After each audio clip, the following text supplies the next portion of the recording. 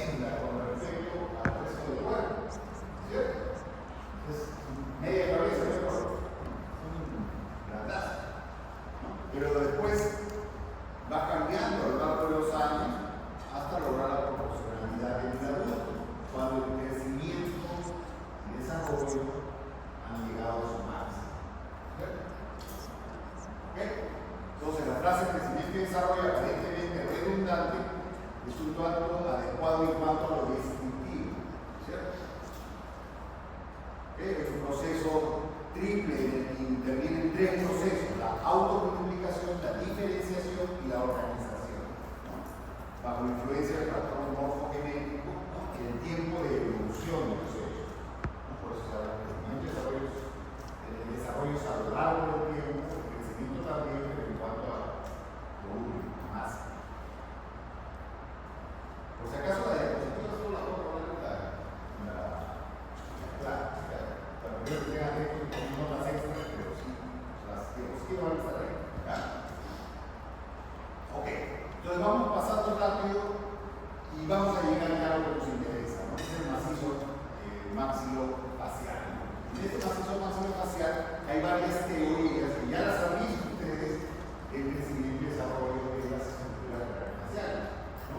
Entonces, una de las teorías, por ejemplo, es esta teoría, ¿no? De Scott, que es la teoría del cartílago nasal, por ejemplo, ¿no? Primero vamos a hablar del Sicher, que es la teoría estructural. ¿Qué dice Sicher? No? Según esta teoría, el hueso es el principal factor determinante en su propio crecimiento y es atribuido a la información genética, ¿no? Siendo los procesos de adquisición de la absorción ósea los factores ambientales, elementos secundarios en el crecimiento y desarrollo del macizo craneofacial. Pero básicamente el mismo hueso, a través de sus suturas, ¿no?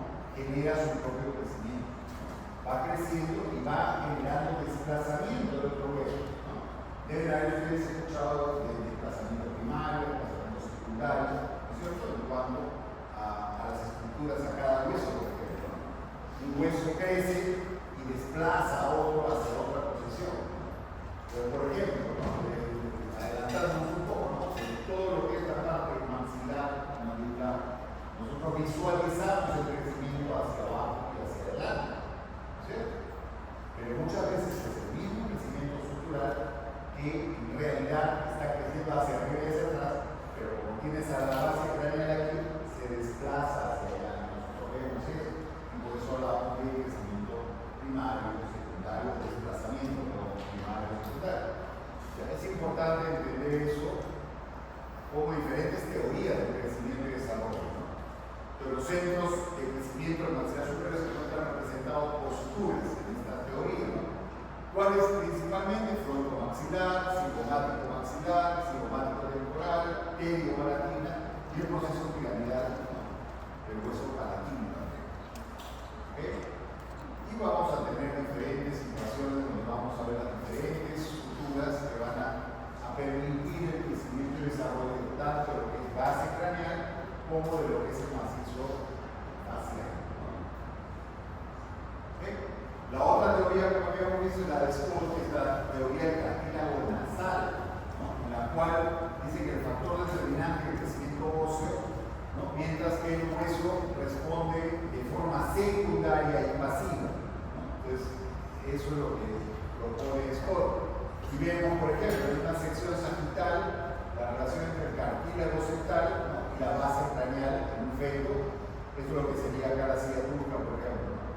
Y cómo a raíz de este cartílago se va generando un crecimiento y en un niño de 6 años ya vemos que el cartílago queda más hacia lo que es el centro nasal, ¿no? Y todo esto ya es formación ósea, ¿no? Estamos aquí con el fenoides, con parte del occipital, en fin, el hueso maxilar. Bien, estoy pasando rápido porque estoy hablando de la luz, ¿verdad? Sí, lo estamos pasando rápido. Igual van a quedar la diapositiva porque ya pueden regresar de nuevo. ¿Ok? Y luego tenemos también la teoría de Mohs, ¿no?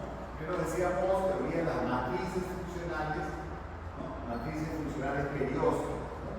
Esas matrices funcionales van a hacer qué cosa? Que actúen directamente, ¿no? Y activamente sobre las unidades esqueléticas, ¿no? Con las cuales se relacionan. Y iba a producir una transformación secundaria compensatoria del tamaño de cada hueso. Entonces, los huesos van creciendo, se van desplazando, iba haciendo que nuestra carita vaya cambiando, vaya teniendo diferentes conformaciones a lo largo del tiempo. Tenemos zonas naturales de la posición ósea, ¿no? Todo lo que es a nivel de la tuberosidad maxilar, a nivel alveolar, hay oposición ósea, a nivel del proceso aquí que viene a ser parte de lo que es el proceso somático, ¿no? Lo que es aquí ya la parte piramidal del proceso piramidal maxilar, o la apófisis piramidal maxilar, ¿no? Que vamos a tener a posición. Y asimismo hay también zonas de reabsorción, ¿no? Entonces, esos mecanismos de reabsorción y absorción van generando cambios en cuanto a la morfología, pero también en cuanto al crecimiento y desarrollo de cada estructura. Es importante entender esto porque de ahí es que vemos cómo crece nuestra cabeza, cómo crece nuestro cráneo, nuestra cara. Entonces sabemos que hay un crecimiento posterior a nivel de tuberosidad, a nivel de los alveolos, porque los dientes al ir evolucionando van generando también un hueso, una zona, digamos, periodontal que lo sostiene y va creciendo también en altura y en tamaño anteroposterior. Recuerden que todos los huesos van creciendo tridimensionalmente, todos los ejes de crecimiento, anteroposterior, tal. Entonces, crecen en todos los sentidos y vamos a tener eso. Las matrices funcionales actúan indirecta y pasivamente sobre las unidades esqueléticas con las cuales se desarrollan, produciendo una traslación en el espacio que es compensatoria y secundaria. Acuérdense que cuando estamos en el nacimiento vamos a tener suturas que nos van a permitir este crecimiento de los huesos y el desarrollo, en el caso de estas suturas, de lo que es el cerebro va creciendo, y si no tuviéramos estas suturas, nuestro cerebro no crecería. Porque no habría dolor, no estaría cerrado y sería evaporado. En cambio, el hecho de tener estas suturas da flexibilidad para que pueda ir creciendo. Un político no lo crece, pero lo hacen sin sutura, pero el cerebro se crece. ¿Ok? Crecimiento del macizo facial es el complejo nasomaxilar se desplaza en el espacio y virtud del crecimiento visceral. ¿Cuál es el crecimiento visceral principal en la cabeza? El cerebro. El cerebro va a crecer y va haciendo desplazamientos secundarios de otras estructuras. ¿Okay? Es un desplazamiento medio secundario ante el aumento de las exigencias funcionales. Nuestro cerebro, conforme va creciendo, también se va especializando, también se va madurando. Todos esos procesos van a requerir un espacio para su desarrollo. Esto es lo que hablábamos, por ejemplo, del crecimiento secundario o del desplazamiento secundario. Que nosotros vemos que la maxila crece hacia abajo y hacia adelante, pero realmente hay un crecimiento a nivel sutural que genera este desplazamiento secundario. ¿Okay? El crecimiento en altura, por la relación de desplazamiento, ¿no? La altura maxilar aumenta debido al crecimiento sutural hacia los huesos frontales y somáticos y al crecimiento posicional en los procesos alveolares. ¿Okay? Aquí vemos también que hay centros por los cuales, digamos, pasa el vector de crecimiento, como el que va creciendo el maxilar. Entonces, el crecimiento de longitud también el maxilar después de segunda media de vida, por la posición en la tuberosidad maxilar, también lo vimos en la figura, y por el crecimiento sutural hacia el hueso palatino. El crecimiento del ancho, transversal, es el ensanchamiento del maxilar superior y también el crecimiento sutural y la posición ósea que viene de la cara externa de los maxilares. ¿Okay? Aquí está cómo se visualizaría, digamos, el crecimiento de la diferente parte. Y en la mandíbula también, tenemos centros donde podemos, digamos, visualizar el crecimiento a nivel de la posición ósea, pero también la resorción en algunas cosas. Por eso va creciendo también a nivel mandibular. ¿Okay? En el paladar vemos esto, por ejemplo, hay zonas de aposición, pero también zonas de absorción. Y eso va generando también crecimiento a nivel de este nivel. Siempre recordar que esto es un crecimiento como que en B. Siempre vamos a ver eso, tanto en la maxila como en la mandíbula. Hay un crecimiento así, siempre atrás crece más hacia adelante. Igual van a ver en la mandíbula. Esta ya la parte, digamos, de lo que es para el paladar mismo. Luego hay un crecimiento también a este nivel. ¿Cómo se va dando el crecimiento? Crecimiento de la región nasal, también tenemos zonas de aposición. Aquí no se sigue a ver en rojito las zonas de la absorción, en rojito y en amarillo las zonas de absorción. Vamos a pasar rápido esto. La órbita también tiene crecimiento en B, más pequeño acá, más amplio en el adulto, en el niño y en el adulto, como va creciendo en forma de B. Todo esto va a ser que crezca. Por eso es que no nos parece que ya de adultos a nuestra foto de bebé. Vamos a decir en todo sentido. ¿Ves? Ya se ve la animal, otra de Da Vinci, por ahí. Las órbitas, ya vemos cómo va creciendo, la posición y la reabsorción que se va generando. ¿Ves? Bueno, también hay crecimiento a nivel de las cavidades neumáticas, los senos maxilares, en fin. Ustedes la región malar, vamos a pasar rápido. Los centros de crecimiento. Desarrollo embrionario mandibular.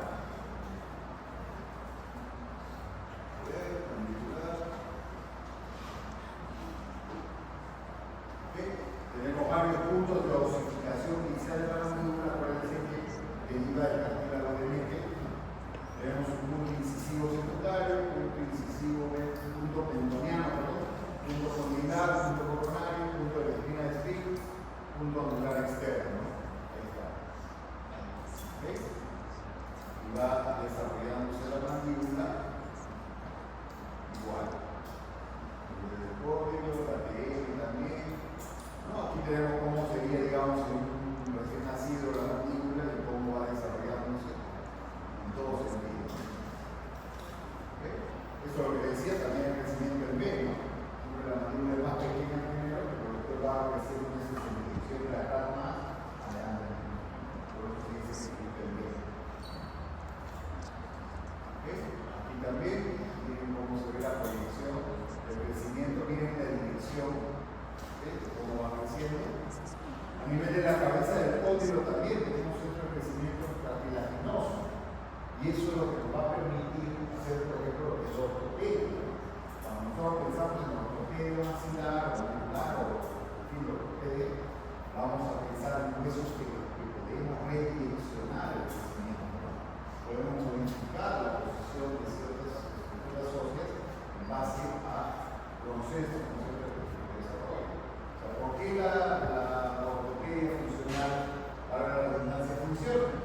Porque tenemos sistemas de crecimiento, tenemos cartílagos, tenemos que ir manejando los tiempos en los que esos cartílagos van alcanzando su maduración, ¿no? Porque después de esta ya no hay un crecimiento, una redirección, ya no podemos modificar. Por eso que la ortopedia maxilar llega hasta cierto punto, ¿no? O sea, no podemos, ya cuando hemos culminado el máximo crecimiento puberal, ya después de eso ya no nos resta ya, digamos, estructuras que puedan permitir que los aparatos funcionales, a la redundancia, funcionen. Y que los hijos deben mover bien, se pueden mover toda la vida, pero la posición de los huesos puede direccionar el crecimiento solamente mientras hay crecimiento. ¿Esto es bien? ¿Okay? La zona de aposición y resorción a nivel mandibular, todas las zonas. La osificación, dirección de crecimiento, los mecanismos reguladores. Todo esto fue estudiado a lo largo de la historia. Da Vinci es un adelantado a su época. Fíjense que vamos a pasar a ver el otro. Fíjense que vamos a pasar rapidito más porque ya es necesario.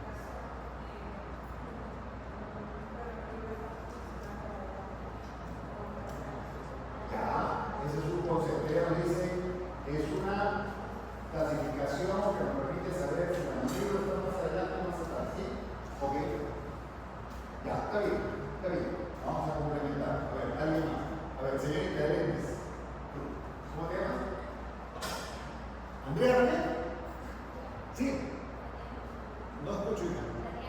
Tatiana. A ver, Tatiana. ¿Qué nos dices de algo? Sistema de clasificación, dice tu compañero. ¿Qué más? Fuerte, no escucho, yo soy medio solo. Ya por los años.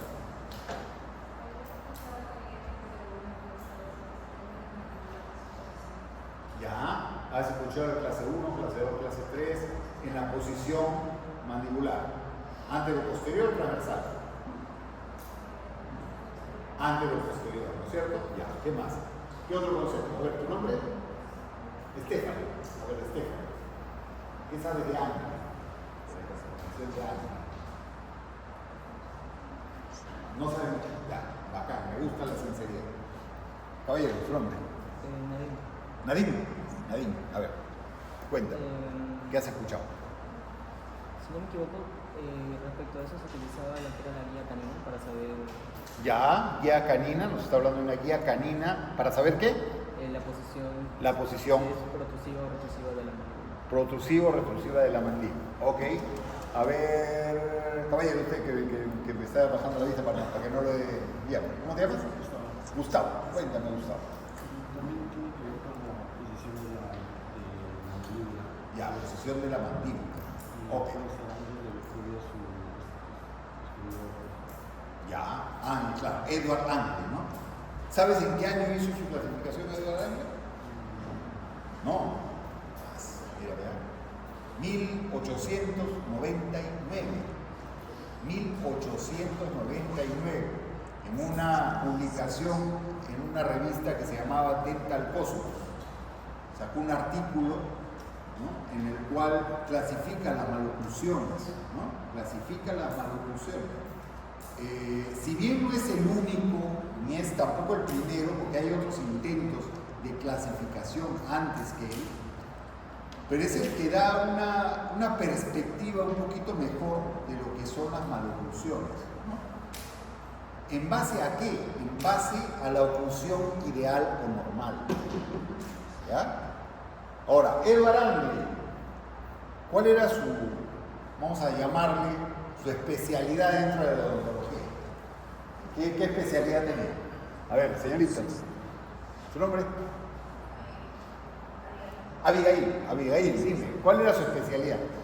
¿Era endodoncista, ortodoncista, periodoncista, rehabilitador? ¿Qué era? Ortodoncista, dice, ¿no?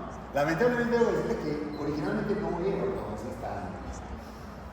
Era prostodoncista, se llama ese, ¿no? O sea, rehabilitador, se le dice muy bien, ¿no? Entonces él comienza a buscar la mejor manera de generar oclusión cuando hacía prótesis. En esa época, imagínense 1800 y pico, mucha gente llegaba pues, sin dientes, completamente, nada. Entonces él decía, ¿cómo hago para hacer dos prótesis que encajan perfectamente, ¿no?, y que tengan una funcionalidad adecuada, ¿no? Y en base a eso comienza a estudiar el tema, ¿no? Y comienza a ver patrones en los cuales, le voy a pinchar el globo acá, no se fija en la posición mandibular, ¿no? Angle lo que hace es buscar patrones y ver qué tenían en común aquellas oclusiones ideales. Y se fija en la posición de quién? De la primera molar, de las primeras molares, ¿no? Y va a generar, ¿qué cosa? Una posición, ¿no?, en la cual, a ver, creo que sí hay. Así es. A ver, ¿qué piensas?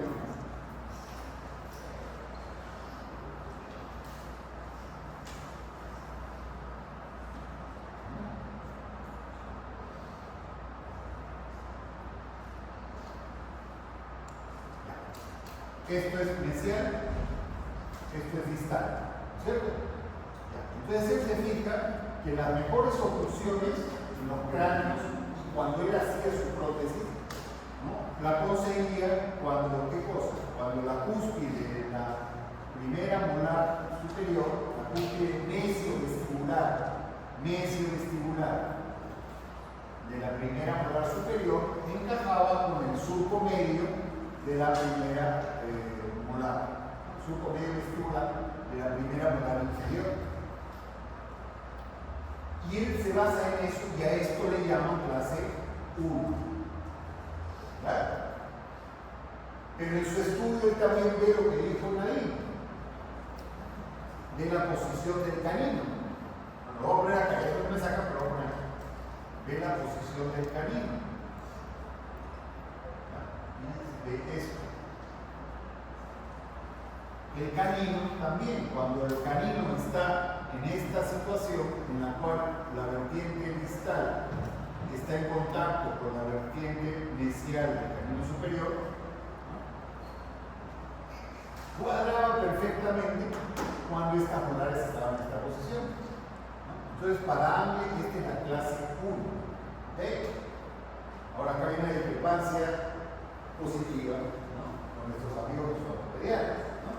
¿Por qué? Porque nuestros amigos ortopedianos quieren hablar de clase 1, canina y dientes de leche. Lo he escuchado varias veces, ¿no? Pero es un tema más referencial en realidad, porque Angle lo hace únicamente en piezas permanentes. O sea, la clase 1 es permanentes para la molar y para los caninos.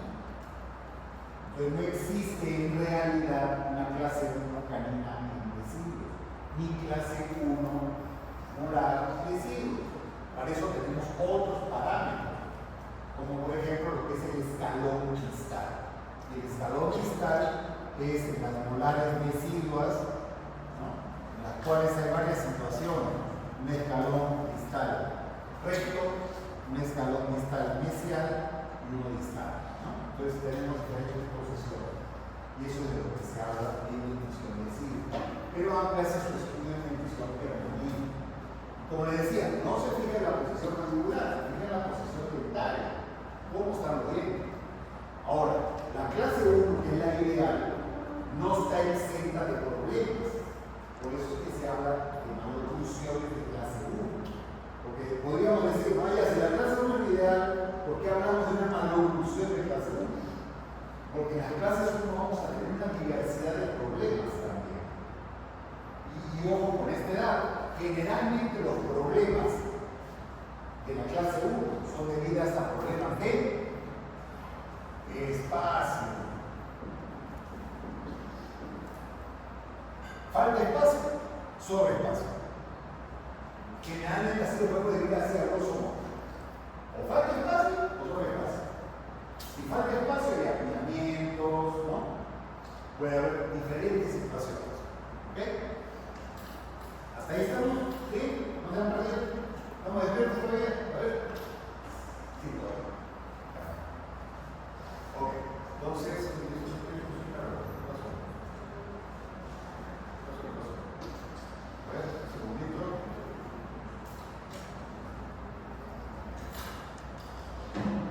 Entonces, como les decía,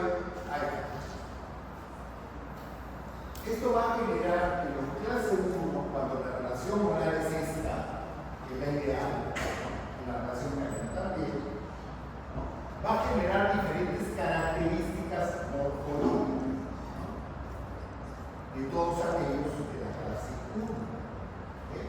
Ojo, cuando hablamos de clase 1 de Angle, solamente nos referimos a la parte dentaria. Hay una clase 1 esquelética, ¿no?, y hay diferentes características morfológicas de la clase 1. ¿Okay? Por ejemplo, los individuos portadores de maloclusiones de clase 1 son aquellos que no presentan alteraciones a nivel óseo, considerándolos, entre comillas, porque este término en realidad está mal, pero es normales, debido a esta relación esquelética de clase 1. ¿Por qué hablamos de una relación esquelética? Porque si nosotros tenemos nuestros huesitos acá, nuestra hueso nasal aquí, nuestra órbita aquí, tenemos nuestro maxilar superior aquí, ahí así a grosso modo, ¿ya? Y tenemos aquí nuestro dientecito de abajo, nuestra mandíbula, ya, así, ¿ya? Vamos a tener ¿qué cosa? Que que nuestros huesos maxilar y mandibular deben de ir en cierto acorde a la posición de las molares. Si las molares están en clase 1, es lo más probable que este maxilar sobresalga ligeramente sobre la mandíbula. Sobresalga ligeramente. Ligeramente. O sea, nuestra mandíbula está un poquito más atrás que nuestro maxilar superior. En la clase 1. ¿Okay? En el paciente clase 1 el problema es principalmente un problema generalmente dentario, ¿no? Dentario. Evidenciado por una falta o un exceso de espacio, ¿no? Relación diente-hueso inadecuada. ¿Okay?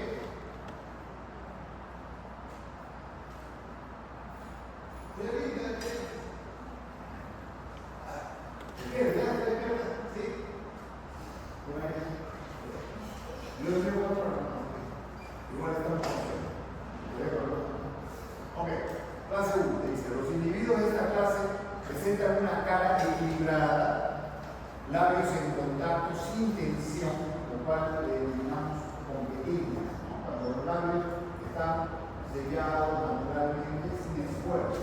Así que está así, sellado, no se queda abierto o no tiene que forzar para cerrar, ¿no? A eso se refiere con labios competibles. Donde generalmente no podemos prever los problemas dentarios que encontraremos intraoralmente, ¿no? O sea, tú ves un paciente de clase 1, digamos, endoscópicamente tú lo ves en clase 1, y tú te imaginas que dentro de su boca está todo normal, ¿no? Sin embargo, puede no ser así, ¿cierto? Entonces, por ejemplo, podemos ver un paciente con una cara equilibrada, ¿no? Una relación, digamos, proporcional. Después vamos a ver con los análisis razones de proporcionalidad, ¿no?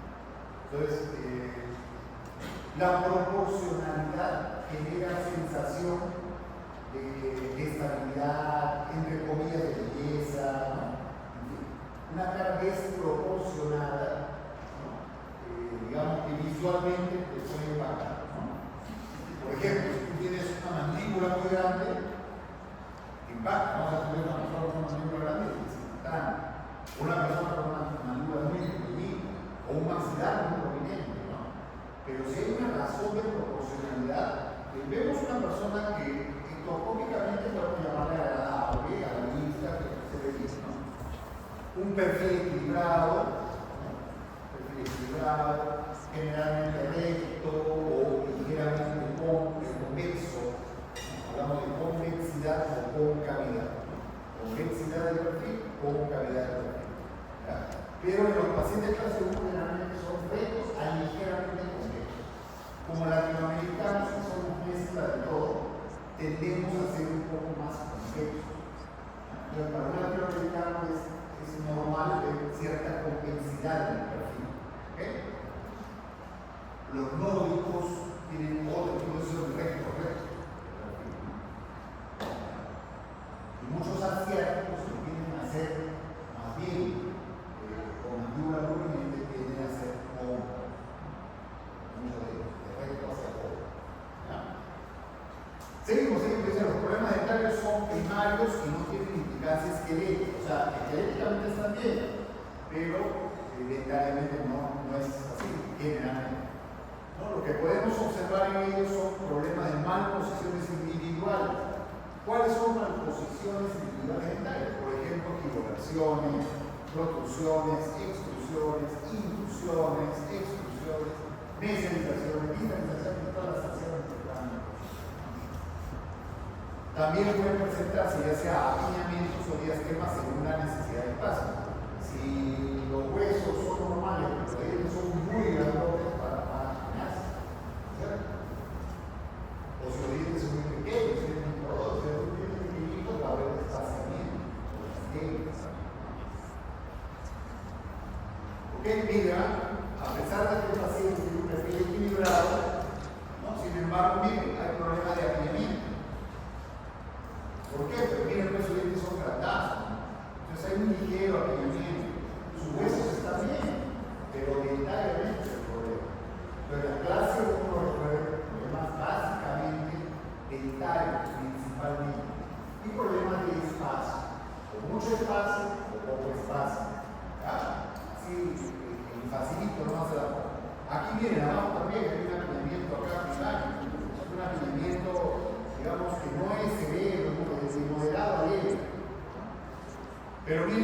embargo, tiene su clase 1 de molar, clase 1 canina, ¿no? Al otro lado también tiene clase 1 canina, clase 1 molar.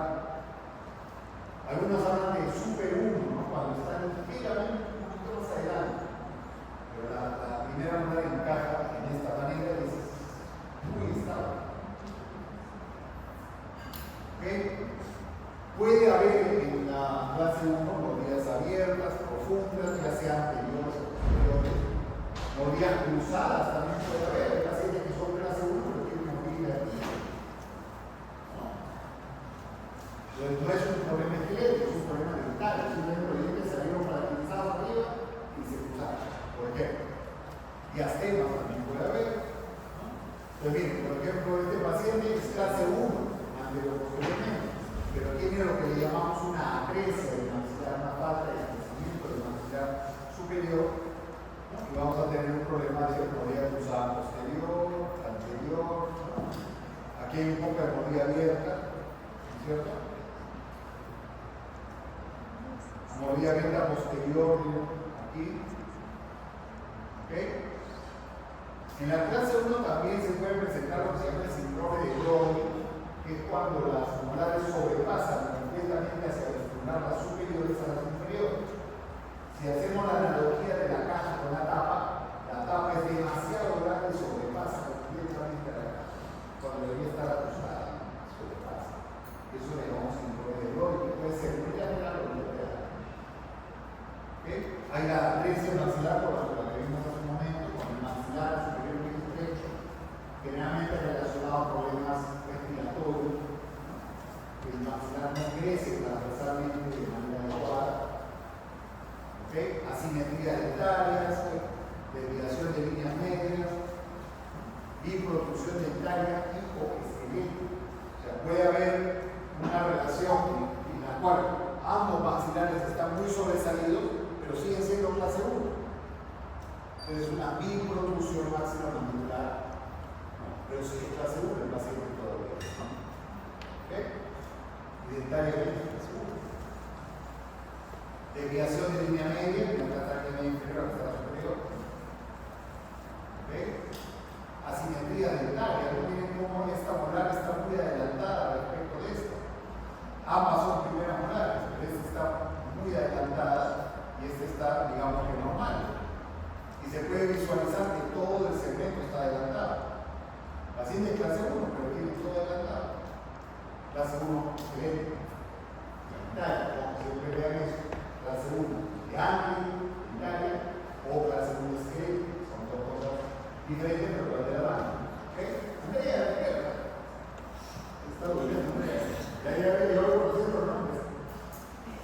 Otro paciente clase 1 también. A pesar de que la mandíbula parece que estoy un poco más adelante, pero clase 1. Miren dentariamente, miren qué buena relación molar con clase 1. Clase 1 canina, igual al otro lado, clase 1 canina, clase 1 molar. Pero sin embargo tiene un ligero alineamiento. Entonces hay maloclusión de clase 1. ¿Okay?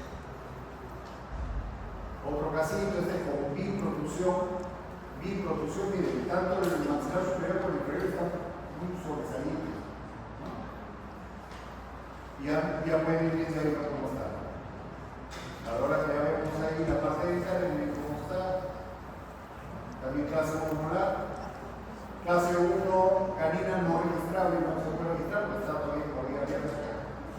Acá también, pero clase 1 molar también. Apiñamiento, miren, este más severo, porque acá el canino está aquí. Aquí está la premolar, el canino, miren, prácticamente no hay espacio para el lateral y este también está colapsado.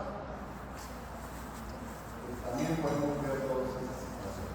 Esto es lo que vamos a ir viendo ya después, cuando ya vemos la parte de neurología, cómo se ve lo que es una clase 1 esquelética. Entonces ya vamos a ir sabiendo conforme vayamos desarrollando el curso. Bueno, ya. Una consulta, lo que pasa es que usted estaba diciendo justo en la discusión que tiene movilidad abierta, Sí. justo de A nivel de canino. Ajá, pero entonces cuando se habla de clase 1 y que normalmente como días de clase por días abiertos, ¿cómo te registras que la materia está abierta? Ya. Ahorita, por ejemplo, ¿ya? En este caso, es una mordida abierta, pero es situacional, ¿no? Porque la pieza todavía no ha terminado de funcionar, ¿no? Entonces, es una mordida abierta, digamos, relativa, ¿no? Porque todavía no hay una erupción completa. Pero, digamos, tú puedes registrar la relación molar como clase 1. Clase 1, clase 1. Sin embargo, esto no es registrable porque todavía no han alcanzado plano cruzado. ¿Ya?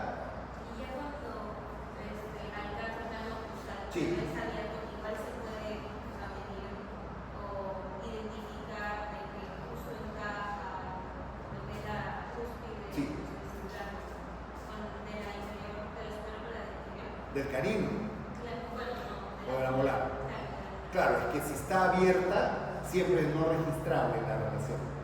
O sea, cuando tú pones en la ficha, que después vamos a ver lo que es la historia clínica, en la historia clínica tú puedes registrar relación esquelética, relación molar, relación canina, ¿no? Entonces, cuando la relación molar está en mordida abierta, generalmente se pone como no registrable. Tiene que haber una oclusión para que puedas ponerla como clase 1 o 3. Y igual en la relación canina. Entonces sí o sí debe haber alguna de las piezas, ya sea a la izquierda o a la derecha, con el largo canino, Sí. que ocluya y sea clase 1 para que pueda ser es clase 1. Es clase 1, o clase 2 o clase 3. Ajá. Así es, correcto. ¿Ok? Ok, estamos terminando casi. Sí, está exacto. Los dos, todo suyo. Gracias, chicos. Nos vemos en la tarde.